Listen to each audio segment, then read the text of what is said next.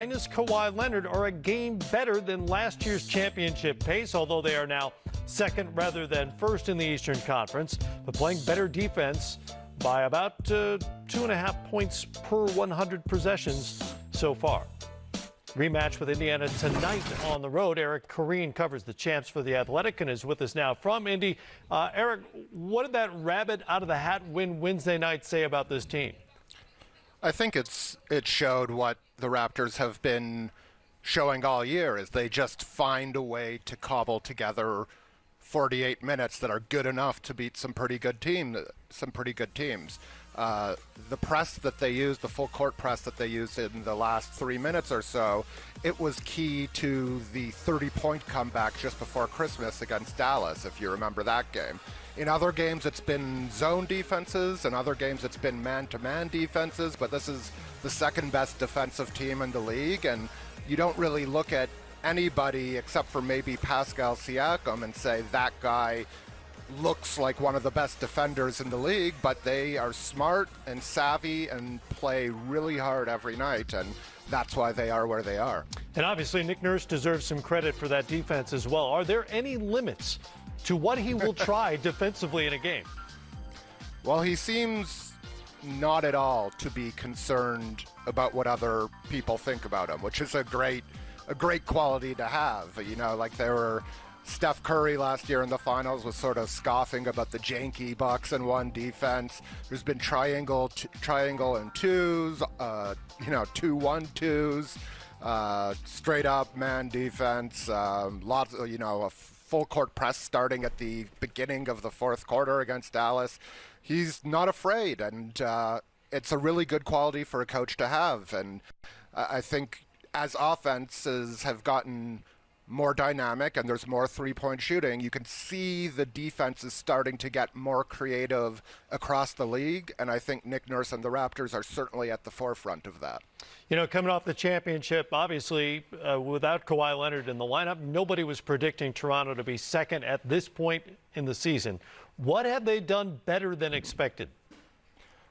They've defended just as well, I mean, at the high end of what they could have hoped for. I think they've been a better shooting team than a lot of people expected. Norm Powell, who's out right now with the broken finger, is up at 40% for the year. Fred VanVleet and Kyle Lowry have done what they've done. Serge Ibaka is on fire from deep. His game against Indiana was actually his worst shooting game in a while, and Terrence Davis has gone from undrafted rookie to a really entertaining player who's shooting something like 38 or 39%. So they've been more dynamic from deep, which offense figured to be where they lagged behind maybe, and that just hasn't been the case, and the shooting has been a big part of it. You know, the Knicks are expected to introduce longtime CAA agent Leon Rose as their president of basketball operations. And as you know, Eric, that is relevant in Toronto because it's been widely reported that the Knicks wanted Masai Ujiri, who of course is under contract with the Raptors. How concerned is ownership long-term about hanging on to him with so many teams interested? Well, Masai Ujiri is one of the best executives in the league. He built a championship team in a place that a lot of people thought it couldn't really be done. So these calls aren't going to stop. Assuming the thing with Leon Rose and the Knicks goes through, both New York teams and both Los Angeles teams would figure to have stable front offices right now. It's hard to imagine Masai going to another location other than that. He's already gone from Denver to Toronto, but ownership should be concerned because this is one of the best non-player assets, if you want to view front office people like that, there is in the league. And his contract, along with a lot of other important contracts on the Raptors, Alex McKechnie, Nick Nurse, Kyle Lowry, expire at the end of 2021, and if I were the Raptors ownership, I would be a lot richer than I am, and I would also be offering some of that money, a lot of that money to, and basically whatever Masai Ujiri wants to stick around. Yeah, if it ain't broke, right? And it's not broke right now in Indeed. Toronto. Everything is working for the Raptors, off to an incredible start. Eric, we appreciate the time. Eric Koreen with us from The Athletic, covering the Raptors ahead of part 2 of their home and home with the Pacers tonight. In guys. addition to the rest of that story, this team has been incredibly resilient as an organization and as a team in games.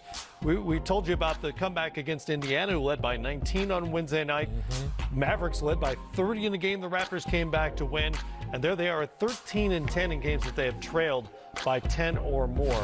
And Sam, it takes both ends of the floor to make comebacks like that. You have to hit some shots, obviously, and you have to stop the other team. And Toronto's been as good as just about anybody in the league at shutting people down this year. Well, first of all, they want to come off that list. You don't want to be on the list of being behind that many times by 10 points or better. But to their credit, when they get down, they continue to fight, and Nick Nurse finds different defenses and different combinations to get them back in the game. Let's take a look. Now, this is something you see rare. NBA teams don't full court press 3D. Why? Because everybody can handle the ball. But look at the space in the other places. Stop it right there. That's a no-no. You never dribble to that side of the basketball court right there and throw a pass again. Good pass off the hands of Miles Turner because of the pressure. Now watch this right here. This is where they really pick it up. Full court trap right here. Look at the ball. Trap, stop it. The ball should be going to Sabonis right now so he can get it to the weak side. But look at what Malcolm Brogdon does, 3D. He jumps up in the air to make a pass, which you never do. The ball should have went left to his teammate number 3 on that again. Pascal Siakam reads the play, steals it, goes in. Brogdon don't take the charge, lays it up. Now, Indiana's down 1. Watch this play right here. Look at the switch here. The ball should have went to Sabonis. Right there, he has a shot on a quick swing to Oladipo. He holds on the ball, takes a dribble. Now the defense adjusts. Oladipo takes a tough shot, but lo and behold, they get the offensive rebound. Now watch this. Again, boom. The ball should be swung right now to the wing for a wide open shot. Brogdon, again, his second mistake late in the game. He tries to dribble. The ball is stripped by Fred VanVleet. Game is over. So when you look at this game, 3D, the thing that was amazing to me is that for an NBA team, normally you press and trap in college because they normally have one good ball handler. NBA, everybody can handle the ball.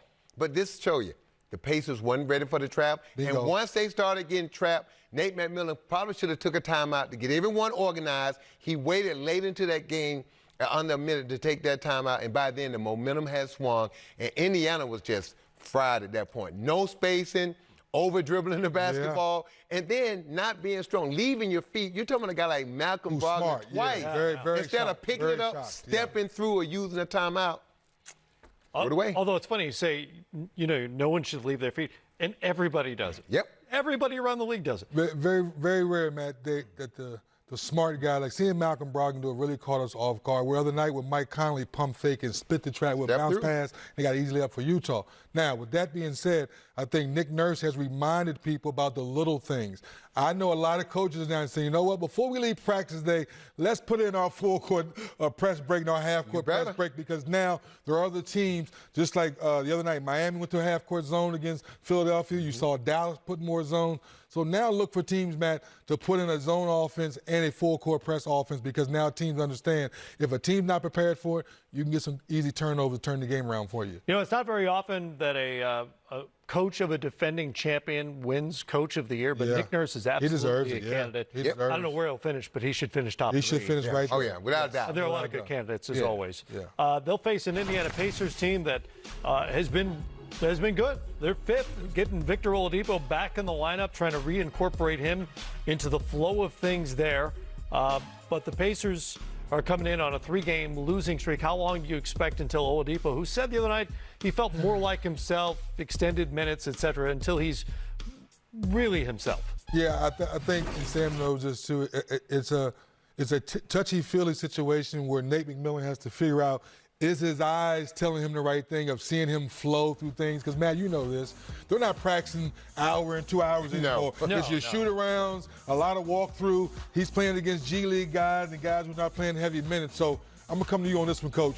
When do the eyes from a head coach say, I see what I see, to put him back in full flow? Well, first of all, I just think he needs to get his confidence back playing D and running and getting easy baskets in transition. Right now, his scoring opportunities, he's having to work too hard. So get out in transition, get some layups, get to the free throw line, and then let the game come to you. Because 3D, you know this, that Pacer team was playing well before he got back. Now look, once he gets in shape and gets his touch back and his feel back, this team can take off. But again, it's a tough situation because Nate McMillan knows, yeah, we've lost 3 games, but we're not really going anywhere until we get Victor Oladipo right. So it's okay to take a couple steps back at this time to take a bunch of steps forward once he gets his game back. He had 13 and 25 minutes Wednesday night in that loss, and that was his first start of the season so far. All right, we'll take a break. Before we do, let's check in once again on Philadelphia. They've got the red-hot Memphis Grizzlies in town tonight. Ben Simmons going downhill. That's a good thing for Philadelphia. Attack, baby, attack. And Simmons has 5 early on, a 1-point game there. This is DeLon Wright. Woohoo! Oh, yeah, look what I found in the nation's capital. It's 38 all, Mavs and Wizards tied up.